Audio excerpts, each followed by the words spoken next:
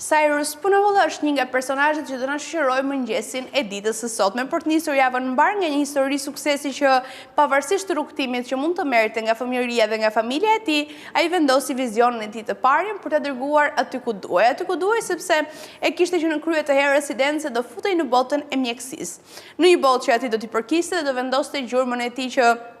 do dallojë që në fillime e më pas do bënte ndryshimet në të gjithë botën. Flitet për prejardhjen e tij në fakt dhe për atë çka mund të përfaqësonte nga kryet e herës e deri më vonë, por pavarësisht familjes së tij që fillimisht ishte mësuar që të merrej me garat dhe me rritjen e kuajve, që në atë periudhë ishte mjaft e njohur dhe mjaft e përdorur, ku mund të përfitonte sërish dhe tashmë kishte edhe emrin e ndërtuar, i vendosi që të ishte pjesë e farmaceutikës, sepse sipas tij në atë periudhë ishte pikërisht momenti i vaksinimit që duhej konkretizuar më shumë dhe duhej bërë edhe më shumë punë, qoftë për të pasur vaksinat më të përballueshme për të gjithë, por në të njëjtën kohë edhe që të jenë të aksesueshme dhe për sëmundje të ndryshme. Kështu që kjo ishte puna e tij që mori të konkretizonte që në fillim. Në momentet e para ai dëshironte që të kishte çmime më të përballueshme për secilin, sepse edhe nga vendi ku përfaqësonte që një pjesë dërmuese nuk e kishin mundësitë për të përballuar vaksinim dhe ai mendonte që shëndeti dhe jeta duhet të jetë e barabartë për të gjithë, pra gjithsecili duhet të ketë mundësinë për të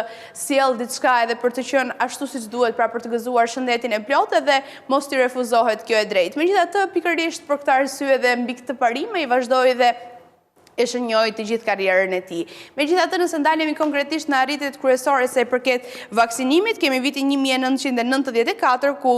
mori akreditimin nga Organizata Botërore e Shëndetësisë për të eksportuar vaksinat nga India. Pra në këtë rast tregojmë sa i arriti të kalonte përtej vendit të tij, sepse ishte specializuar, kishte treguar provat, kështu që arriti të akreditohej edhe në këtë rast. Në vitin 1999, kompania u bë prodhuesi më i madh në botë i vaksinave kundër fruthit. Ky ishte një moment mjaft delikat që dukshëm e ndryshoi dhe tjetërsoi edhe vendin e tij në të gjithë botën sa i përket vaksinimit dhe shëndetësisë në të njëjtën kohë. Më pas, nëse flasim për periudhën e pandemisë, ne kemi parë se e rëndësishëm ishte momenti i vaksinave dhe çfarë ndryshoi rrënjësisht në të gjithë botën sa i përket këtij momenti, kështu që edhe në këtë rast luajti një rol kyç edhe një faktor shumë të rëndësishëm. Nëse flasim për sfidat e shumta që kanë shëruar, pavarësisht triumfeve që ne mund të përmendim përgjatë karrierës së tij, ne flasim edhe për momente që mund të jetë dyshuar për të, për momentet që është përballur me sfida ligjore, sepse her pas here mund të jetë akuzuar dhe për mos saktësi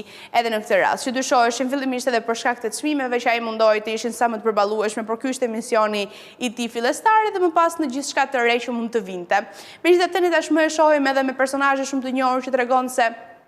ai është përqafuar edhe metodologjia e tij është treguar duke u duar trokitur, kështu që megjithatë, pavarësisht gjithçka ai arriti të triumfonte. Nëse flasim për trashëgimi dhe për ndikim, ka qenë pikërisht përkushtimi i tij që e ka bërë një nga individët më të njohur edhe më me ndikim në fushën e shëndetësisë dhe mjekësisë, kështu që patjetër që do përmendej ditën e sotme si një shembull që pavarësisht rrjedhës së jetës që mund të kishte në fillimet e tij, vendosi një rrugë krejt tjetër dhe më pas arriti të kishte sukses edhe në këtë moment. Unë shpresoj që secilit prej nesh të hënë të ketë shërbyer qoftë edhe një detaj i vogël nga një personazh i tillë, megjithatë ne jemi mësuar që ditë ditës të kemi personazhe të tjerë që mbase lidhen edhe më shumë me ne, me fushat që përfaqësojmë dhe me gjithçka që mund të kemi në strategjinë tonë për të vazhduar përpara.